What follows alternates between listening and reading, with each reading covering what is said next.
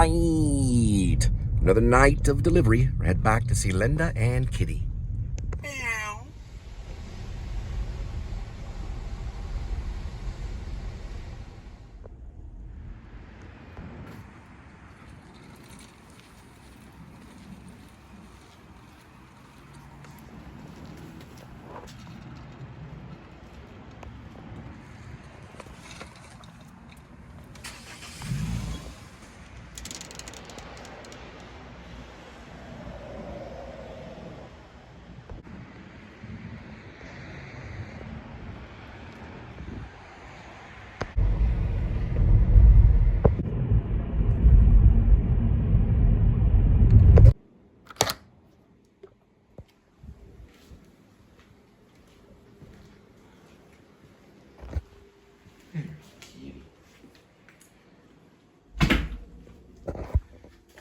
Today, we're going to be feasting on, that's right, stuffed crust.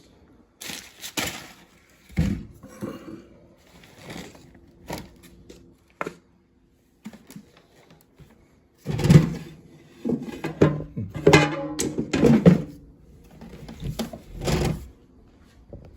we go with today's kitty.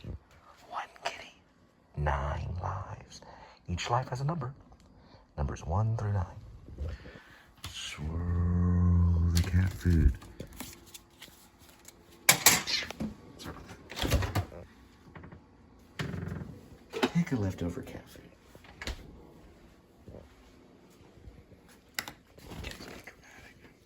He always does that. Yep. Paw goes right under the foot. Excuse me. Come on, Cat.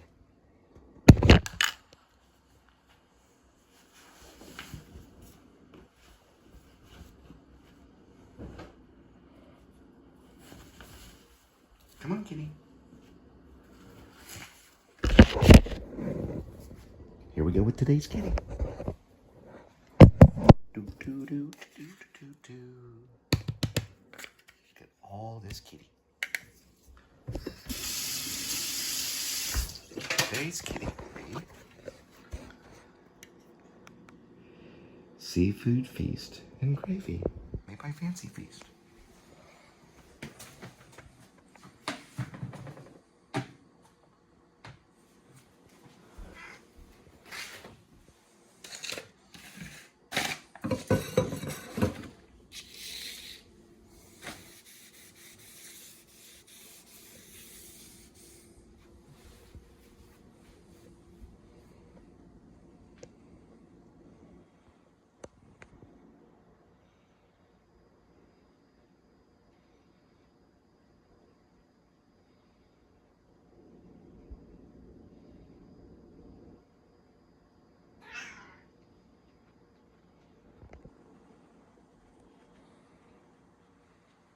He wants a lift.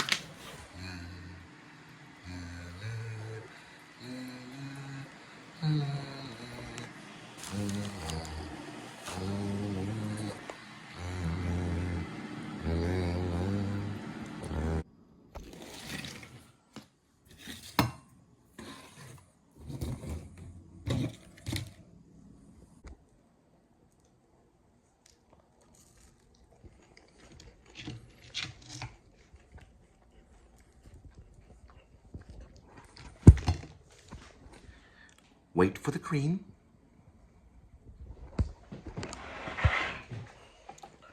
A little bit of dialogue you'll be hearing in the book tonight. We'll be showing the text of Shep and Cathy. Any action? No action. What about you, ma'am? Oh, nothing's up with me and little Franklin. He's been pawing up at the fake plant that you have in the office. Had to move it. Oh, really? Did he get into the base of the plant?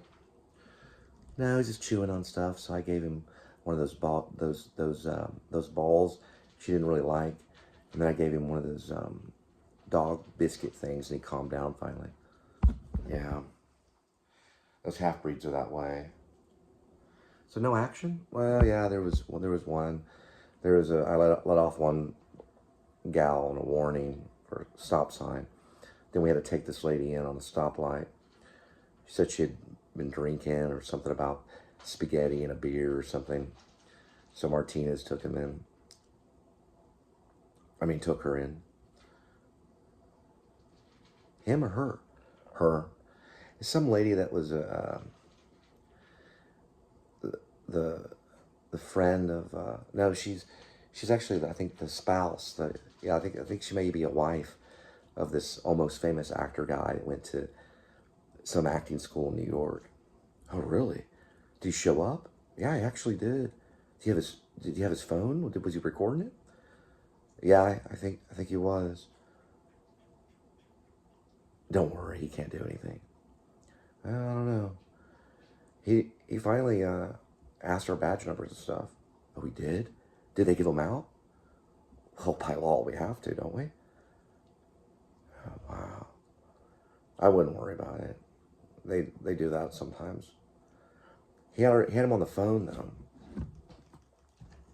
Martinez? Yeah, he had her on the... Well, he had him on the phone. She had him on the phone. I guess he raced over or something. Then the time he got there, she was in the back of the cruiser. Was there a female cop?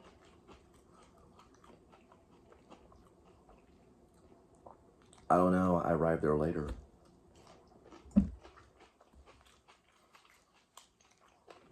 Shep looks down at his Android, and at the time, hey, listen, I can't be texting right now. The captain got really mad at this one guy. Found out he was texting this lady during his shift. Almost canned him and took his badge.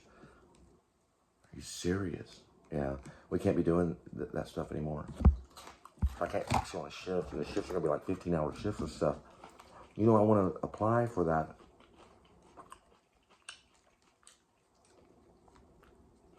new position. Oh, did you hear about New Orleans? Yeah, I heard about New Orleans. Yeah, he didn't get too far. Man, that was a messy situation. He only got a few blocks till they finally got him. Yep.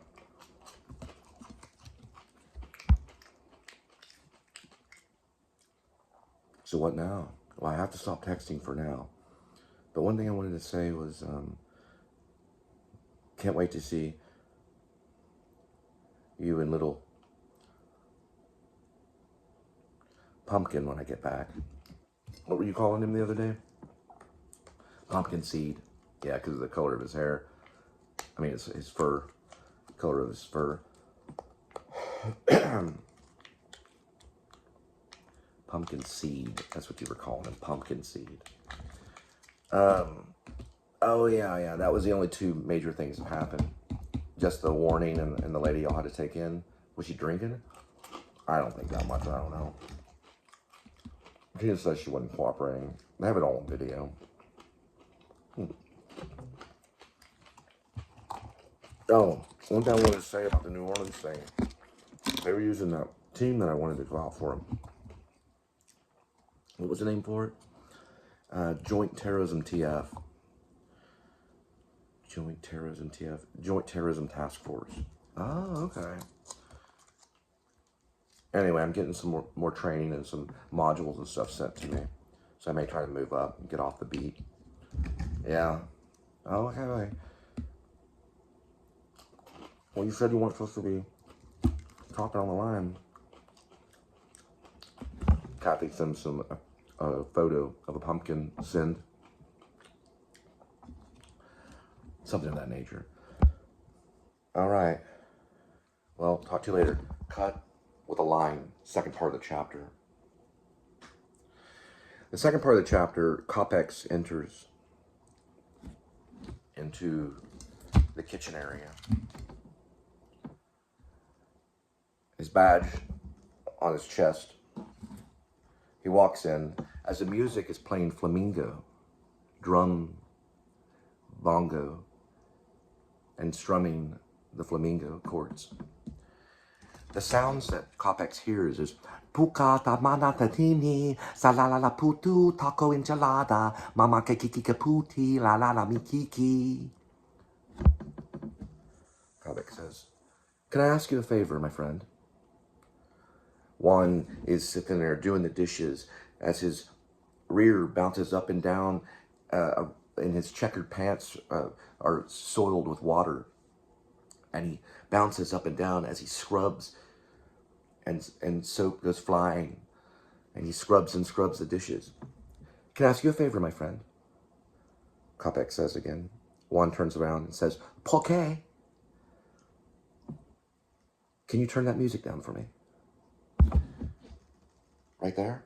Here, let me help." He grabs a little cord and pulls it out, and the Mexican music stops.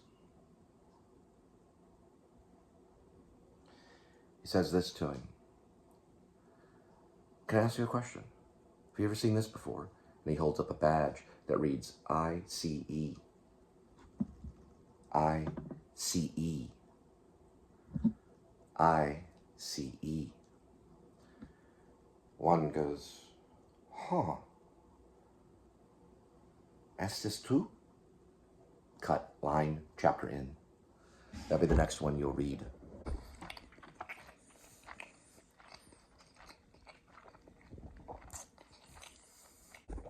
Descriptions for Juan. A small man with almond eyes, checkered, thick canvas pants, and a black dress shirt.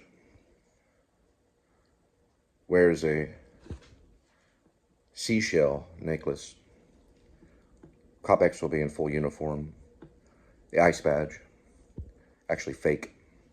It's one that he created in the basement in his abandoned house. Remember, he has two places. He lives on the 35th floor of the tower and the abandoned house over off Mistletoe. He has a dungeon at the abandoned house, the one that I've showed on the vlog.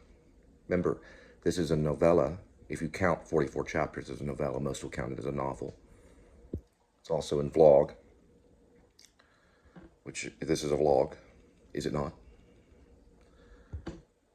And it is not in screenplay form yet, but it is closely becoming novel form.